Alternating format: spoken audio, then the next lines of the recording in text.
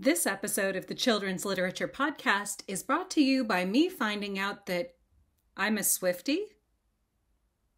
Huh.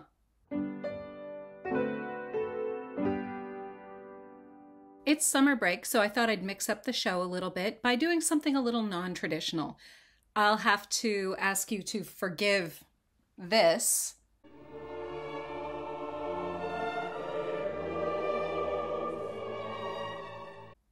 Because if I took the time to clean it up, I wouldn't have time to make an episode of the show. I'm officially the mom of a tween because she has discovered not just pop music, but Taylor Swift. The cupboard under my stairs has been turned into the Taylor Swift fan club, complete with pictures and song lyrics written out on, well, those used to be my Post-its.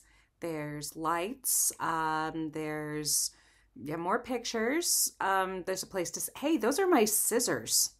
A lot of people think, oh, what's so special about Taylor Swift? And I would say it's the same thing that made Davy Jones, the New Kids on the Block, any other pop group really.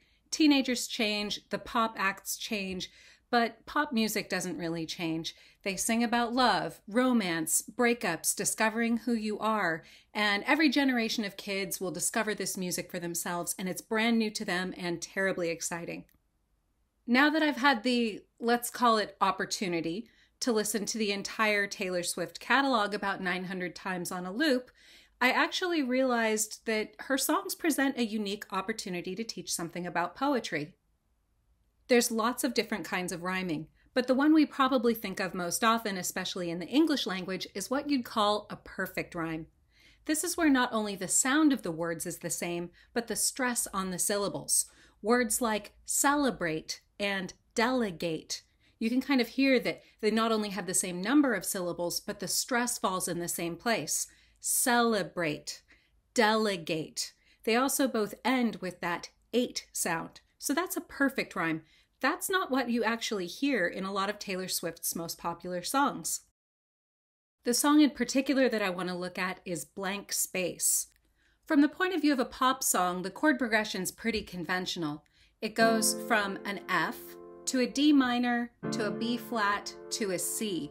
If you're a music nerd, that's the root chord, plus the minor sixth, followed by the fourth and then the fifth. And the song just basically cycles through from there. There's a little bit of a break to that in the bridge, but generally you just repeat these four chords over and over again. What makes this story really interesting is the lyrics and the unusual rhyme scheme. A lot of the rhymes in the story are dependent upon dialect, the way that Taylor Swift pronounces her words. For example, two of the rhymes at the beginning of the song are bin and sin. This rhyme's only going to work if you speak American English. If you speak UK English or even most other dialects, bean would never rhyme with sin. Part of the reason pop music appeals so much to teenagers is that it speaks to them on a very personal level. That means lyrics and rhyme schemes can't be really formal or uptight. They need to reflect casual speech and the way that kids actually talk to one another. The most interesting rhyme you get in this entire song is in the bridge, where the word torture rhymes with warn ya, because the way she pronounces it, it's torcha. Don't say I didn't warn ya. So you get that aw sound, and it kind of is slurred and blended, but this reflects the way people speak in casual speech as opposed to proper poetry. So why have I been going on and on about Taylor Swift? Well, you have to teach kids about poetry at some point in most English curriculum, and the problem is most poetry is so old that kids just really struggle to relate to it. The great age of poetry was in the 19th century, and you can tell kids that children long ago felt about poets the way they feel about pop stars today, but they really won't believe you unless you take the lyrics from the children's favorite pop songs and analyze them in the same way that you would classical poetry. Then when it comes time to do the analysis on these bigger, more important poems, the kids will be familiar with the ideas of rhyme scheme and imagery because they'll have done it in a way that was already meaningful to them. I want to go over some of the rhymes in this song with co-host Chloe, who ordinarily wouldn't be interested in a lesson about poetry during her summer holidays. Let's find out if this is a good experiment or not. Okay, so I have co-host Chloe with me now, and we have a printout of the lyrics to Blank Space. So I thought what we would do is, I haven't prepared her for any of this, so I just want to see how this goes as an experiment for an activity over the summer that is actually fun and helps us spend some time together and helps you learn a little bit about how rhyming and poetry work. So the thing that I noticed about this poem, I would call it Byronic. Have you ever heard of Lord Byron? No. No? Well, of course not. He's this guy who lived 200 years ago. He's the world's first rock star. Now, this is before rock and roll, but no, legitimately, he was the world's first proper celebrity. He wrote these poems, and everyone was like, oh my gosh, this is like the best poetry ever. This was back when poetry was as important as pop music is today. Like, girls would like chase him and act crazy and like throw their underwear at him. They did. Yeah, I know. What? I know. Well, you know. Yeah, people still do that. So anyway, it's very Byronic in that it's like super emotional and it's like things are either perfect or they're terrible, right?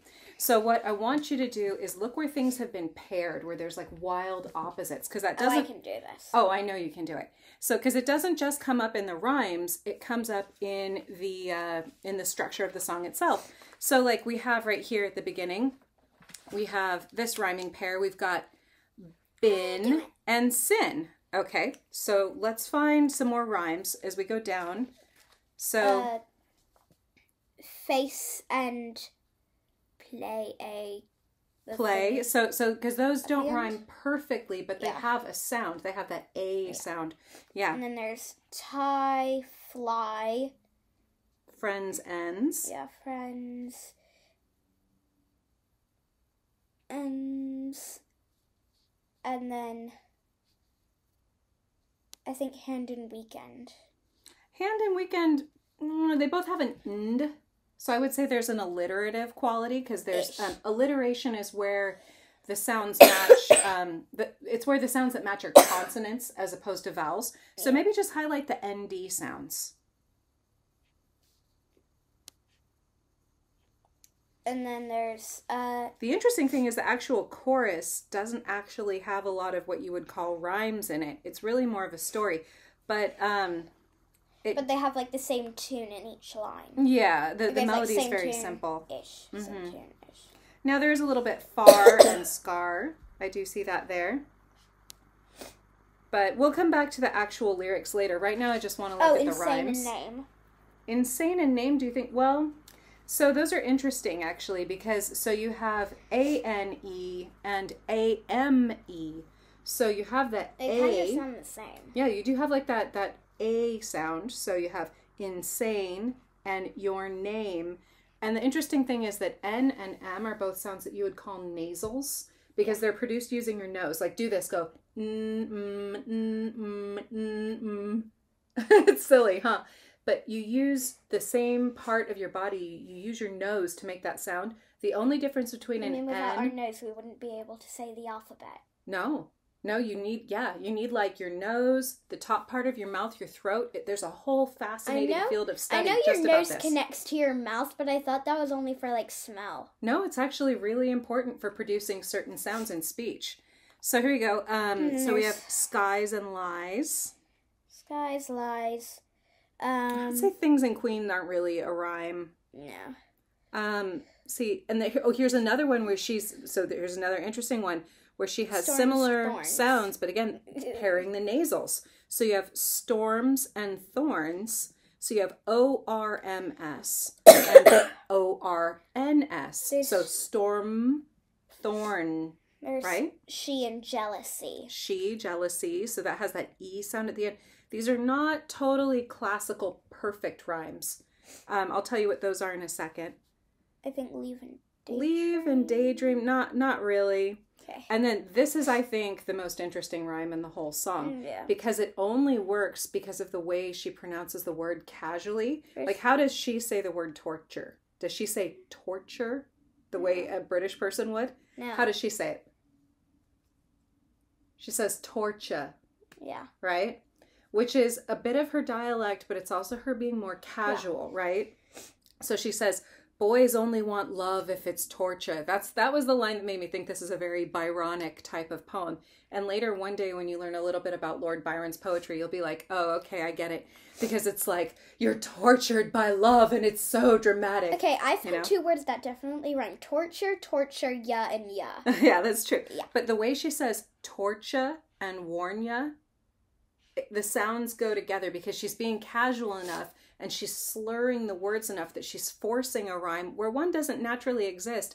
But because it sounds like real speech, it works. Okay, so we've kind of gone through and identified all the places where the lyrics rhyme. But what I want to do now, this is for thematic pairs. So remember how I said everything in this song is very Byronic, where it's back and forth. It's either perfection or misery or torment or wonderful. Basically, all of this is misery. Oh yeah, no. Well, so a good pop song has. Well, it's like this is getting better. This is getting better. Yeah. This is getting better. This is getting better. Oh, he's texting another girl. This is how pop songs work. The best pop songs have lyrics about how you're miserable and like a really catchy or even happy melody. Like think about the song "Mamma Mia" by ABBA. Mamma Mia is all about how you're miserable because the woman keeps going back to her terrible boyfriend. Like she knows he's no good for her, and that's what she's singing about. But it's like this really happy, catchy song. So that doesn't make any sense. Well, you're only 10, honey. You'll get it when you're older. I want to be older now. I will throw his coats out the window on fire. Well, there you go. Now you can write a pop song. That's actually what she does in the music video. She sets things on fire and throws them out the window that are his. Dramatic. Yeah. All right. Okay. So let's look at this line. And she Magic. ruins his car with a poker. Oh, wow. Yeah. That's a crime. Don't do that. I won't. You can do it in a music video because they have a budget. Yeah. But don't do it in real life. I won't. Just break up and move on. Yeah. But this is poetry. Okay, so we have magic, madness, heaven, sin. Do you see how you're going perfectly happy, horrible? Perfectly happy, horrible, right? I see the rhyme now. Well, it's more like instead of a rhyme, it's thematic pairing where you're swinging back and forth. Game play. Yep. So mistake, game. So, you make mistakes like she's just playing. She's messing around. So she knows she's not doing something great. Money, suit, and tie. So, I'd say that one isn't going back and forth. It's just saying he looks good, right? Ah, man. Let's see. Oh, well, here we go. I can make the bad guys good for a weekend. So she can make the bad guys good for a weekend. So what that means is she knows he's not really boyfriend material, but for one weekend, it'll work, right? So she's making a bad guy good, but it doesn't last for very long. Let's move on to the chorus now. So it's going to be forever, or it's going to go down in flames. What do you think it would mean when she'd say, so it's going to be forever? It's going to be like pink fluffy unicorns riding on rainbows. Yeah, exactly. Like in terms of a relationship. So riding on rainbows. Get together and stay together, never break up. Or it's going to go down in flames. Basically, it's comparing their relationship to a burning house. Like, this is either going to be a wonderful relationship that lasts forever, or we're going to have, like, the nastiest breakup that's ever happened. Right? So, and she goes, you can tell me when it's over if the high was worth the pain. So it means... Sometimes I don't understand that line. Well, that line... Okay, so what that line means... So if the high was worth the pain, so what she's saying is it's not possible for this relationship to just be wonderful. However wonderful it is, it's also going to be awful. And this is what I mean by Byronic. If you go back and you read Lord Byron's poetry one day, his poetry was very much like this. It's not possible to just be in the middle. You can't write good poetry and just be like, yeah, we went out and had pizza and it was fine. That would be a boring poem. Nobody's going to... It would be like a diary. Yeah, nobody's going to listen to that song. Like, are you going to listen to a pop song that's like, we went bowling and then we got a coffee and then we both shook hands and went home. It was a reasonably nice time. Maybe we'll do it again. They could turn that into an audiobook. Yeah, but... And it would be a really boring audiobook. Exactly. Some audiobooks have to have adventure in it. It can't be like... perfect. Exactly. Perfect. So that's why she's using words that are drastically making a difference between wonderful and horrible, these big, big emotions. This is a song. You don't sing about normal, bland, in the middle feelings. You have to sing about extreme feelings, or it just won't be a very interesting song. So she loves the players and she loves the game. Again, she's comparing this to a game. In the first verse, she said, loves a game, want to play. You know I love the players and you love the game. So she's kind of saying, look, it's not just me. It's like you like this too. It's like they're at a game board. It's a love game. She loves him, but he loves like messing her up and being like mm-hmm. So she goes, it'll leave you breathless or with a nasty scar. So that's another thematic pairing there. So to be left breathless, what does that mean to you? Like if you look at something so beautiful that it makes you breathless, if you have such an amazing experience, why do you think you would compare it to that? For me, it makes me want to draw it. Yeah, exactly. It's like the sort of thing that the moment you just want to capture when they say, it took my breath away. It was so beautiful, I forgot to breathe. You know, so she's saying this relationship we're going to have, it's reckless. We'll take it way too far.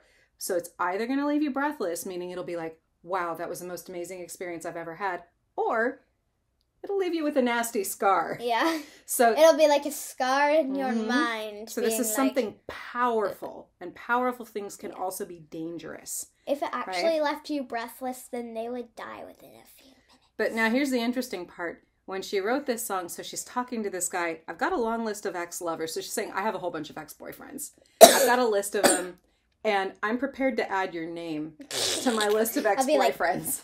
I'll be like she's admitting that she knows it isn't going to work, but it'll be so exciting that it'll be worth it. So she's like, yeah, I got another space for you. I'll add you to my list of ex-boyfriends. Yeah. You're not my ex-boyfriend yet, but would you like to be? Because basically that's what she's saying with this song. Yeah. Okay, let's move on to this next part here. So we've got these two lines that pair really, really nicely. It comes at the beginning of this part. Cherry lips, crystal skies, I could show you incredible things, stolen kisses, pretty lies. Now what I want to look at are these two lines. Cherry lips, crystal skies, and stolen kisses, pretty lies. So now you've already marked the ends of these in pink, skies and lies. But then look at lips and kisses. Yeah. Stop it. But that's cool because it shows how she's bound this line together twice. So thematically with lips and kisses, and with a rhyme. You can do that somewhere else with Daddy. Okay. All right. Then we'll move on. How about this one? Check out this line. What do you see there? Do you see anything thematically linked? Read that one out. You're the king, baby, I'm your queen. Ugh. So what goes together in that line? King and queen. King and queen. But then also, a king can't be a baby. Yeah, it's true. It is kind of weird how people call each other baby. I don't know why. I think it's because they love to like a baby. I guess. I don't know. You're a baby because Daddy calls you baby. Well, I'm older than you. I think it's the kind of thing you're just not supposed to think about that much. It just doesn't really matter. Okay. Now, this next part is very Byronic. Yeah. Find out what you want, be that girl for a month. That's I know I'm not going to last that long. I'm only going to be a girl for a month. And then there's, wait, the worst is yet to come. She's like, wait, the story isn't finished yet. I've still got way more bad things to do to you. You aren't finished yet. Yeah. So that's that very super dramatic, this is going to be wonderful and then it's going to completely fall apart and be horrible. Very Byronic. Okay, so, and then you get it in the next verse. Screaming, crying, perfect storms. Ooh. Now, check out this line. So we've got rose garden filled with thorns. What's thematically linked in that line? Rose garden filled with thorns. I mean, have you ever been in a rose garden that was filled with thorns? Have you? If somebody owned roses, they would look after them like you. Well, yeah, but, I know you look but they after do your have roses. thorns. So what it's thematically linking is the idea that you have the beautiful roses. They look good. They feel nice. They smell nice. They're wonderful, I but feel like velvet. they're covered in thorns. Yeah. So this is, again, that pairing of like something like, really wonderful with like, something really terrible. It's like a beautiful rose garden, but all you can see is thorns. Mm-hmm. So here we go. Oh, and there's another one in the last line of this. Will you read that out and tell me what the thematic pair is there? Because darling, I'm a nightmare dressed like a daydream. So what are the two words in that line that pair up? I'm a nightmare dressed like a daydream. Exactly. So you have like nightmare and daydream. Because like she's dressed up as an angel, and then she's like, no, I'm a nightmare. Elvis wrote a really good song about that. You know that one, Devil You're in the devil in disguise. Yeah. That song gets stuck. Sorry. Okay, we'll think about another song. All right, we're in the last part, which is the bridge of the song. Boys only want love if it's torture. Don't say I didn't warn ya. So basically, she's saying that this guy that she's singing to, he's going to be tortured, but he knows. Like, she told him. Like, he doesn't have to do it. Don't say I didn't say. Wait. Boys only want love if it's torture. Don't say I didn't. Yeah, sorry. She just repeats it because it works rhythmically. But basically, the entire song breaks down. In fact, all the music drops out. It gets very, very quiet in the bridge. And she's going, hey, you knew this isn't going to work. It'll be a roller coaster ride. It'll be fun. And then it's like going on a roller coaster ride, and then halfway through you're like, I'm starting to feel sick. I really regret this, right? Or it's going to be like... you got on that roller coaster ride, and you knew you might get sick, and you did it anyway. Or it's going to be like Ferris wheel, and then it gets jammed, but you're at the bottom car. I hate when that happens, because you can only see floor-length things. Yeah, so you can see now that we've gone through all these lyrics, you can see how she's not using really classical, perfect rhymes. It's more like the sounds. She uses a lot of vowels, or even especially pairing these nasals, the M and the N sounds. And it's cool. It's kind of fun to go through. Now, you know that this isn't the kind of relationship you should want, but it's one that's really fun to write a song about, isn't it? I think... Taylor Swift said that every single song she wrote about, like, a moment in her life. She obviously didn't have, like, 25 exes. Sure. But she wrote, actually, like, a couple or 3 different songs about one ex that she had. Well, and, that can be a good way to sort of, like, deal with complicated feelings. It's very normal for people to turn their rough feelings or their bad experiences into poems or songs, because that can help you feel better about it. Whenever, like, I get angry, I go up to my room and, like, scream into my pillow. Well, maybe instead of doing that, you could write an excellent pop song. What do you think? I've been writing a song tuned to Love Story. Nice. But it's not perfection yet. Well, I look forward to hearing that. Well, what do you think about that introduction to poetry? Yeah? I've already done it in year 4. Oh, I know, but I just got you to do homework during summer school and you were happy about it. How dare you! Okay, so it looks like my experiment worked. You can try this at home with your kids and have some fun learning about the songs that are important to them. Now, here's the real question though. Would you be interested in learning about any songs that were important to me when I was your age? No. I figured. Fair enough.